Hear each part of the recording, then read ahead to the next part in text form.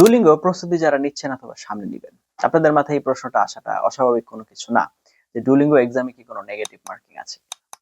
Normally Duolingo এক্সামের scoring criteria হচ্ছে 0 to 160, তার মানে 0 থেকে 160 এর ভিতরে 10 হচ্ছে র স্কোর, তারপর থেকে হিসেব করা হয়। তার মানে আপনি রেজিস্ট্রেশন করা মানে হচ্ছে আপনি 10 পেয়ে গেছেন, কোনো কিছুর আনসার না করলেও আপনি 10 পাবেন।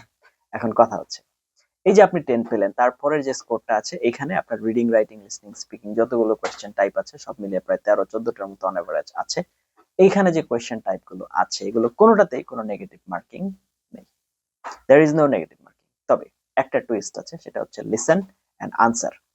এই কোয়েশ্চেনটাতে আপনার হচ্ছে একটা কোয়েশ্চেন করা হয়, কোয়েশ্চেনটা শুনে তারপর আনসার দিতে হবে 90 সেকেন্ডস এর ভিতরে। এই কোয়েশ্চেনের আনসার যদি রেলেভেন্ট না হয়, দ্যাট মিন্স ওরা যদি বোঝে কোয়েশ্চেনের অর্থ আপনি বুঝতে পারেন নাই, সেক্ষেত্রে আপনার এক্সাম কিন্তু ইনভ্যালিড হয়ে যাওয়ার পসিবিলিটিস আছে। তো দ্যার ইজ চান্স। সুতরাং এই ভয়টাকে মাথায় রেখেই কিন্তু আমাদের পরীক্ষা দিতে হবে। তবে নর্মালি এখানে এমন কোনো কোয়েশ্চেন আসে না যে আমরা বুঝবো না।